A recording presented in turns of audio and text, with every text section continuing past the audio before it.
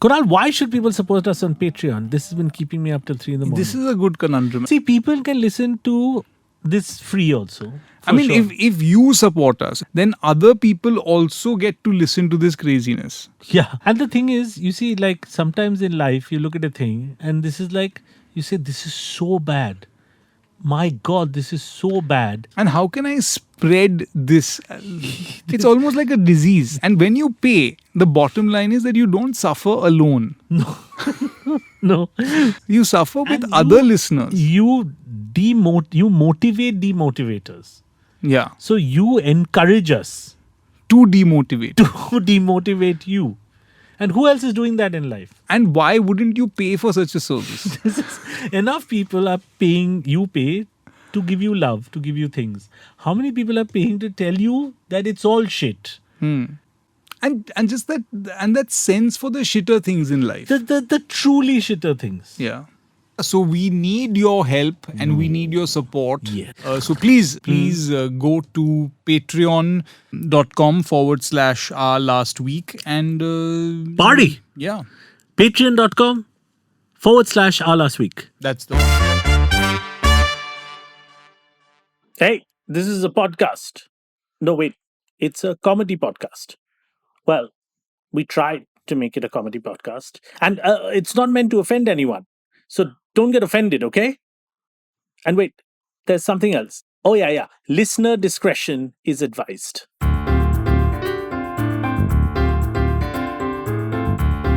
Audiomatic presents Our Last Week.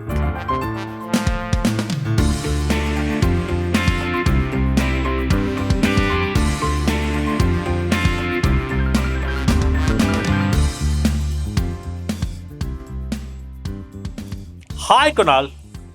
Hi, Pal. Our roles are reversed. You're in the UK right now, and I'm in India. Yeah, this is Gone opposite. Alta Palti. Yeah. Are you liking it? You know, apart from the inside of the hotel room and the outskirts of London, I mean, I'm pretty much staying in the airport. I mean, it's not like, so it's very close to the airport, and so I haven't really gotten to see much apart from the few locations we shot, but I haven't really been to London proper. So I'm on the outskirts of the city, and I guess all outskirts of every city is kind of similar, right? Like there's nothing much happening. It's kind of like quite drab So here. I would assume you're near Heathrow, so you are near Hounslow, Southall, Yes. those areas.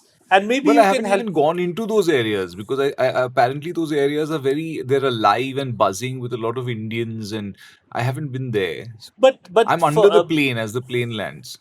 you haven't even left the aeroplane, which is fair enough. Yeah. Fair enough. Yeah. But you are aware, that Southall, Hounslow are very big Indian areas, and maybe Yes, Indian, Uh, Pakistani. exactly South Asian areas, and maybe you can explain to me. Now those areas are almost fourth generation Indian or Pakistan, Yeah. right? And can you explain to me that you have landed and you're staying near the airport? But if you are a fourth generation British person, Yeah. you would have thought that by then you would want to go a little more into the city. But all British Asian people build their lives around Southall, Hounslow, a lot of them. Is it because they always wanted to be close to the airport, you think, to get back to India? What do you think motivated the Indian community to grow up around Heathrow? Because they wanted to hedge their bets? Well, I think it's pretty simple. The cheaper property prices and the fact that you could actually build a community.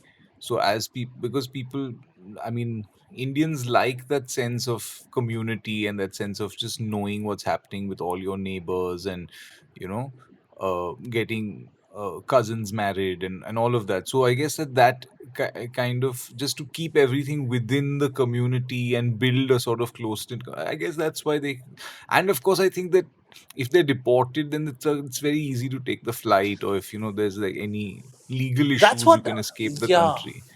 That's what I thought. It was always like we are committing to England, but it's always good to be near an airport. We're committing. We are committing. We're going to stay here for the rest of our lives. But just in case we want to be near the airport. Yeah.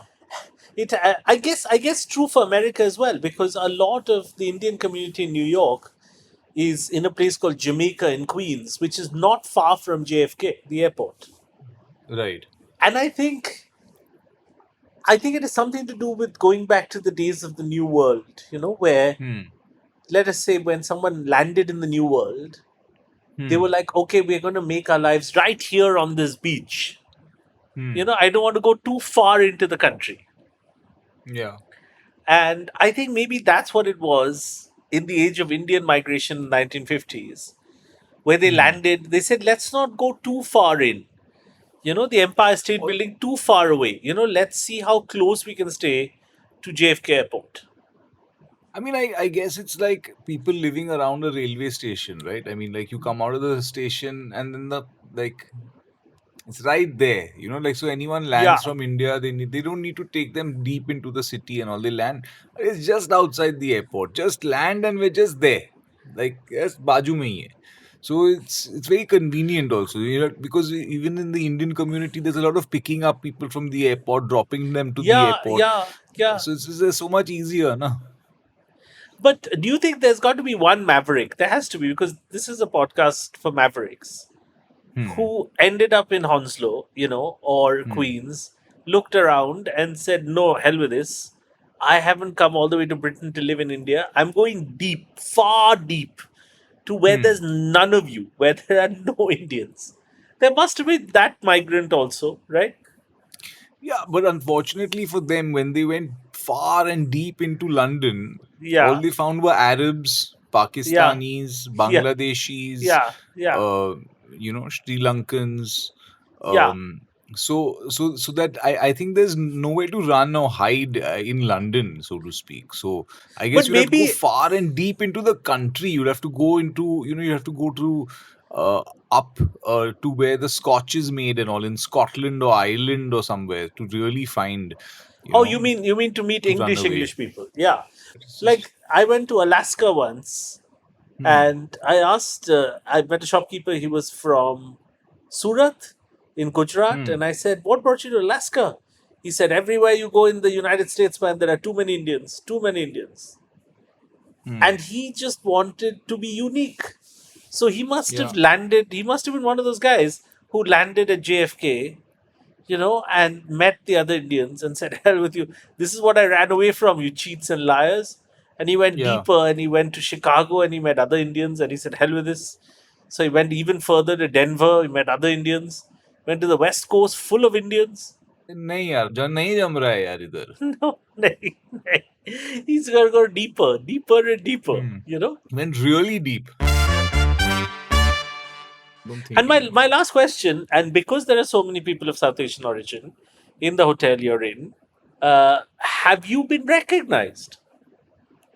I have, yeah. I mean, a few photos have been taken. I have been recognized, yes. And these are people who follow your work who are in that hotel. And again, Well, they know that that's I'm sort of that's semi-famous and that, that, you are oh, you that are he's semi-famous, some sort of, exactly. yeah. So they watch your shows, they watch your stream, and here's the thing though: when, say for example, you went to Italy to shoot, Yes. and you were staying in a As I hotel, have been. Yeah. you have been. Would you say there were fewer people that recognized you in that hotel compared to this hotel?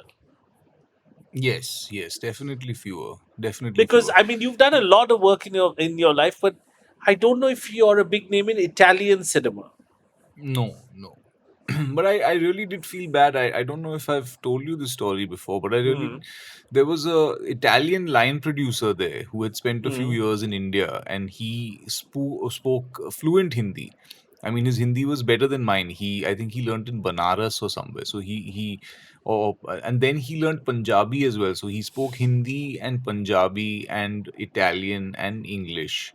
And here he was with this film crew from India, but was unable to communicate with them because they were all Telugu speakers. So even after having learnt two Indian languages, he still couldn't communicate with the with the team that had come in.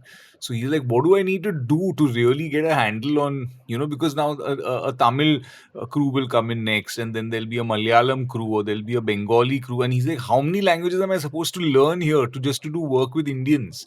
I can't just learn like Hindi and, and think and get by. So that's the sad thing also, that you think that, oh, once I've cornered this market, then I'll be the only Italian line producer who speaks Hindi, and it'll be so cool because I'll be, and then suddenly you have this Telugu crew coming there and ruining all your plans. So yeah. But did you tell him that finally, by doing that, he's become Indian? Because each of us suffer from the same problem. None of us speak any Indian language properly. And yet we're trying to work in the Indian entertainment industry. Correct. And therefore we are that finally he's truly an Indian, because he speaks Welcome to a the couple club, of is what I should have languages. told them. Yeah. Give him a passport, because he speaks a couple of languages badly, like all of us. And then he gets work in a third language that doesn't speak. You should have told him, if you think you have a problem, I'm in this film and I don't speak Telugu. Yeah, I don't speak the language, exactly. Yeah. You think you just have to be a line producer. You have to find me a car and a location. I have to convincingly tell a woman she loves me, and I don't speak a word of the language. Kunaal, Yes. near where in my new house there was a religious festival, the Mount Mary Festival. It's a Christian festival honoring Mother Mary. The last day of the festival, I get a knock on the door, and this young lady says, "Do you have 2 minutes to talk about Mother Mary?" And I said, "I'm in the middle of a work call." I lied, I wasn't, but I didn't want to have a conversation about God. And the lady said, do you not even have 2 minutes for God? And I'm like, maybe I have 2 minutes for God, but not now. Like not when you want 2 minutes for God. Like I'm just watching a TV series or something. And then I shut the door and I felt bad. And I was like, why did I not have 2 minutes for God? Then I realized I just didn't have 2 minutes for her. I could have 2 minutes for God. And why can't God, like everybody else, make a scheduled appointment? And then we're both respectful of each other's schedules. Yeah. Do you think I did the wrong thing, or do you think I'll burn in hell? No, I think you did the right thing. I mean, for me, even if God had come to the door and said, "Do you have 2 minutes for me?" Himself. I would have said, "Listen, I'm sorry. I just have to finish this. I'm finishing this series, and then I've got my podcast later, and then my kids are coming. I can't do it right now." So for me, I think I wouldn't have spared 2 minutes for the Almighty Himself if He had come, because I don't like people coming in the middle of my day when like I have other things. Maybe I didn't want to do anything. Maybe I was I was making fried eggs and something, and then God shows up, and I'm like, yeah, not right now. Come. I mean, you call me first or whatever. We'll figure it out. You WhatsApp me, and then we'll see. And it'll be because I don't. It would be quite interesting if God showed up and rang the bell and said, "Who's this? I'm God." "Oh, you're the guy everyone's talking about." Yeah, I'm God. "Do you want to talk about me for 5 minutes?" Like, no. See, I'm currently frying an egg. So I think that God will also realize that you've given everyone a life and schedules. Yeah. And our lives He'll also realize that, listen, that to go to someone's door directly and just say, like a salesman, or like like someone who's just like not supposed to be there at that time. It doesn't matter, right? Like, this is not the time. This is not. I'm not free right now. Are important. I bet you, even if God had shown up at the door of like one of his servants, like an archbishop, or the Pope or the Archbishop of Bombay, even that guy would have been like, "Yes, I spend my whole day worshipping you, but right now I'm busy." Yeah, because Sunday Mass, you come just before the Mass. I've just prepared my whole speech and all that stuff. Now you're coming, people are waiting. Finish fast then if you have to say whatever. Like, don't or meet me during work hours on Monday when I'm praying. And you have to get an appointment and come. You can't just come like that anytime. What is this? I mean, I'm the Archbishop of Bombay. You could be God, but I'm an important guy. somewhere you need to draw the line. It doesn't matter, who is at the door. Who is he?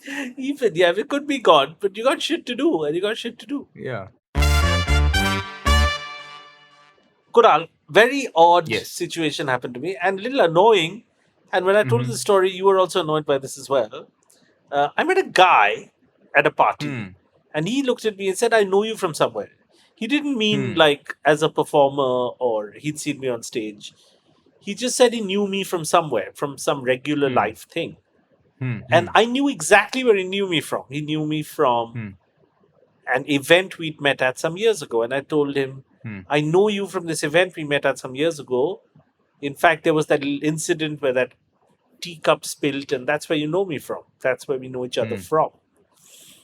And he said, no, that's not where I know you from. Just tell me where else do I know you from. Now, step one, I remember clearly where I know him from. He's denying that. So why am I suffering for his bad memory? So now I have to invent other places where he thinks I know him from, only for him to reject those because obviously I don't know him from there. Yeah. And then eventually he's disappointed, he's a little broken, and he goes, maybe I know you from that event where that teacup fell. Yeah, maybe I know you from there. Yeah. Then he got disappointed in the whole thing and left. Now, what do I do with people like this, Kunal? Like, how do you deal with people like this? Because I am compensating for his memory loss, and he's disappointed that where he knows me from, first is not the memory he wanted, and two, the memory it is not a good enough memory for him. Yeah, no, this is very problematic. I mean, and a lot of sort of minor celebrities also face this problem very often. And I think I've mentioned this before because some people have come up to me and said things like, where do I know you from? Now it's that's for even anyone worse. to say, where do I know you from?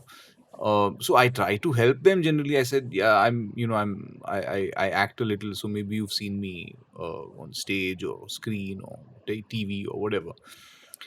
I said, so what have I seen you in?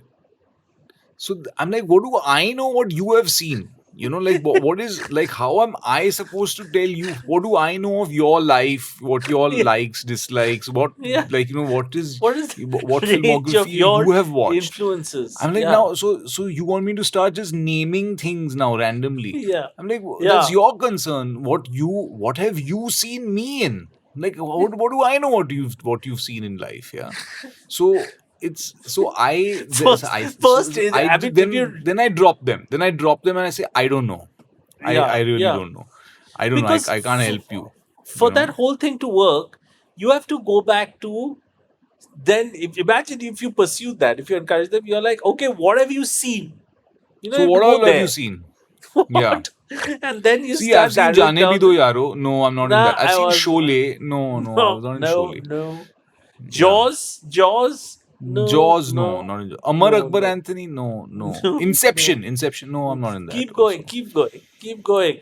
Tell me all the movies you've seen in your whole life. And eventually, what if it's like, he's like, I think I know you because I saw you at IKEA. It's like, yeah, could be that.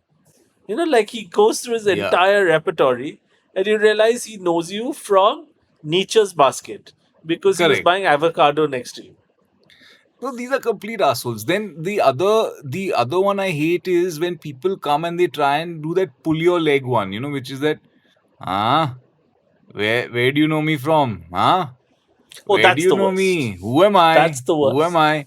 I'm like, I don't know, man. I don't know who you are. Like, I'm sorry. Like, like, no, you know me. You know me. Where did we meet? I'm like, get out of, I don't know where we met, man. Don't trouble me. Just introduce yourself, reintroduce, and then tell me. Like, don't play this game. Like, people on the phone also do this.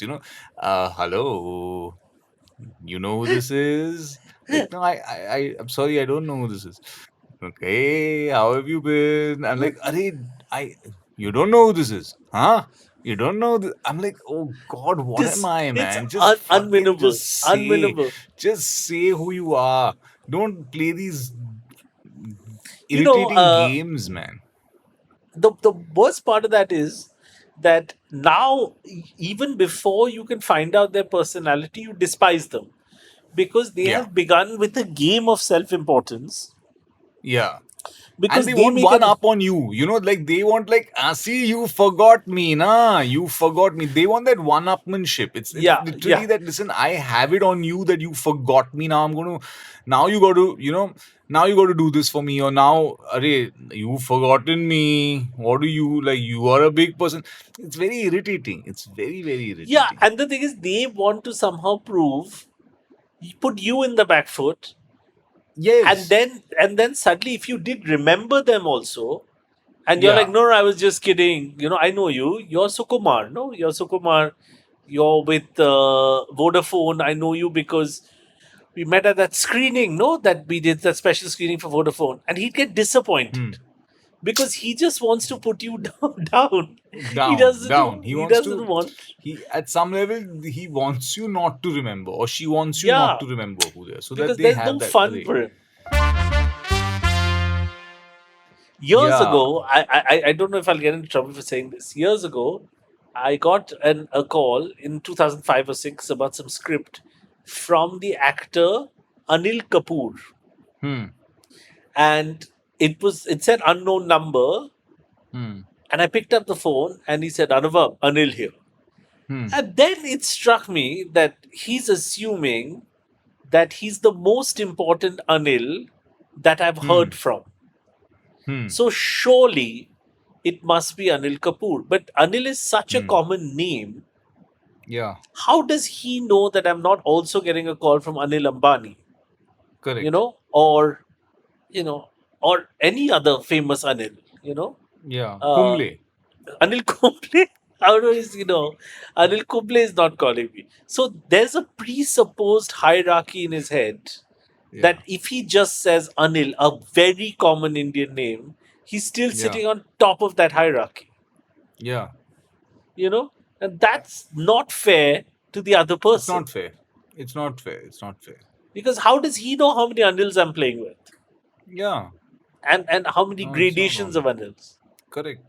Yeah, I mean, he doesn't know that I have a college friend called Anil Nain, who's Yeah. in line to be head of the IMF. And Hmm. he could Hmm. easily have an unknown number and call me and say, Hi, Anil here. Hmm. So, I Yeah, just but think it's unfair for people to play with us like this. yeah, it is. It is totally unfair. You know, like if someone calls you, right, and immediately says Rahul here, Hmm. like even if you're Rahul Gandhi, you could Hmm. probably not be the most important Rahul. Yeah. Like where do you sit as a Rahul? Like, how does Rahul Gandhi know that Rahul Subramaniam, the comedian, is Hmm. not in your mind a bigger person? Correct. No, and So if and you and the thing is, yeah, because I think they need to give at least the full name. You need to have the full name. and if you are in, like, if you have a common name and you're famous, then don't have an unknown number. Yeah. Because there's a lot that you're expecting. Correct. Final conundrum, Kunal, where we're starting this little section on our Hmm. podcast of getting conundrums from friends who also happen to be, I guess, well-known people. Uh, Hmm. and this week, our conundrum is from our good friend and colleague, someone we've worked with quite a few times, Yes. Kubra Seth. So I guess my conundrum is as simple as this. Most women say hips don't lie, and trust me, I don't lie when I say that. Oh my good old lord, my hips are tight. They're so tight. Apparently, it's because my hip flexors are tight, my glute muscles are tight, blah blah blah, and the only way we can sort this situation that I'm in is by doing regular, like every single day stretches and strengthening of muscles and mobility. यार इसी में आधा जीवन जा रहा है यार. मतलब मैंने तो अभी तक बच्चे भी पैदा नहीं किए, अभी से हिप्स टाइट हैं. बताओ यार, this is like really really difficult, you know. Yeah.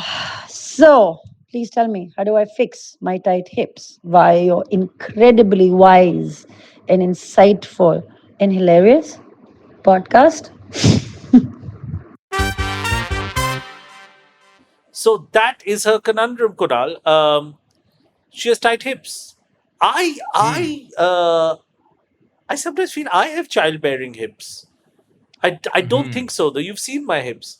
Do you have childbearing hips? I don't think your hips are childbearing, but I think that currently you look like you are bearing a child. I'm bearing a child. I could be Kubra's surrogate. I could carry Kubra's child if she's worried about her hips. So I don't know. I don't know if you have any suggestions. We've never had any solutions for hip management on this podcast.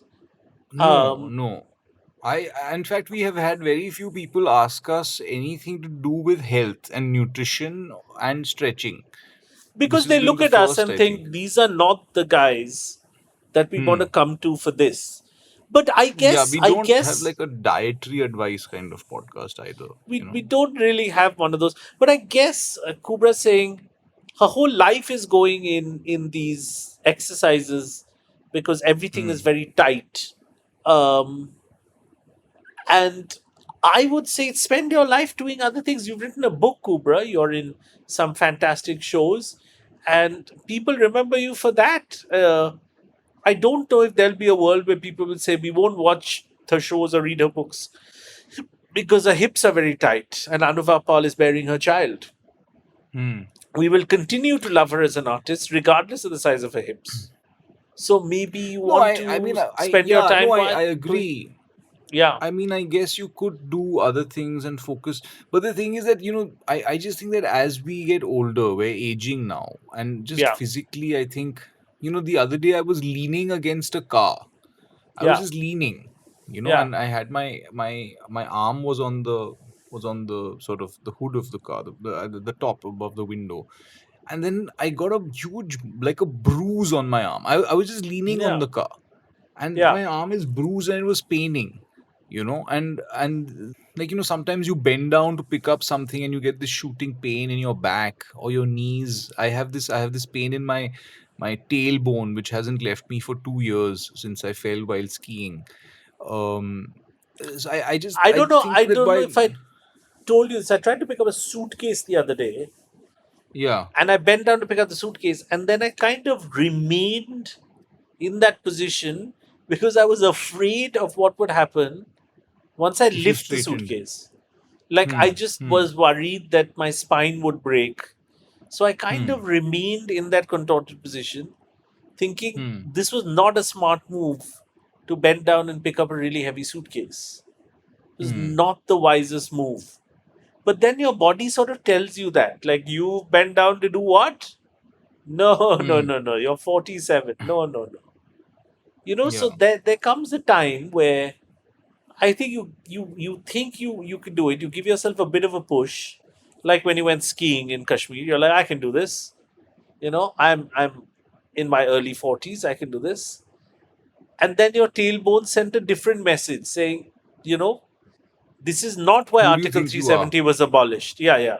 This is not why. Come for a holiday, but don't push yourself like this. Yeah. Don't get too big for your boots or your skis, Like Yeah, exactly. Or don't just get too play big in for the your snow, make a snowman, just do that kind of stuff. What are you doing? I just think that be kinder on yourself is what you're saying, Pal. Be kinder on your body. Be kinder on yourself, Kubra. You've achieved so much, And if it's all about having a child, clearly as Kunaal is suggesting, I'll be the surrogate. And then your hips can be whatever size you need them to be. Correct.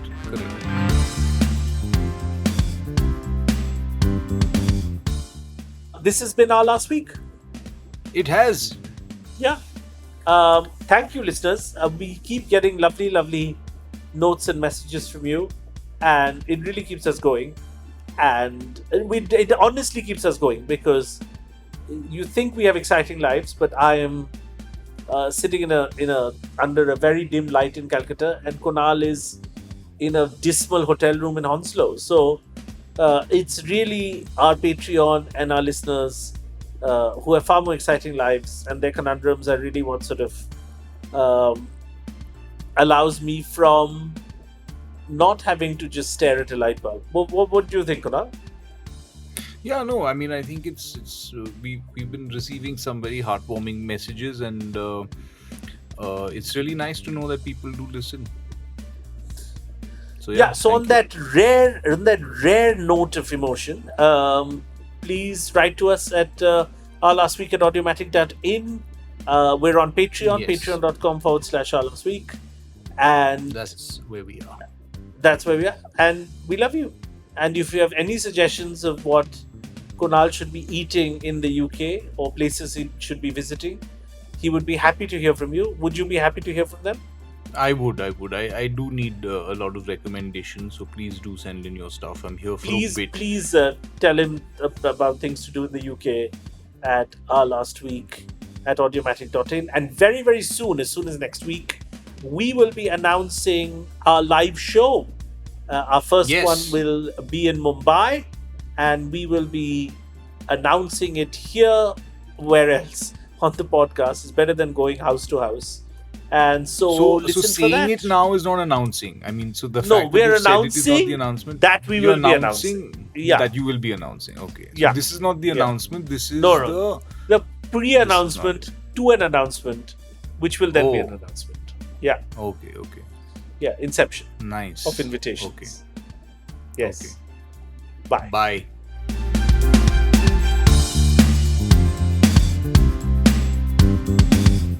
You were listening to Our Last Week, produced by Akanksha Kadam and Avdoot Khanolkar, hosted by Anuvab Pal and Kunaal Roy Kapoor.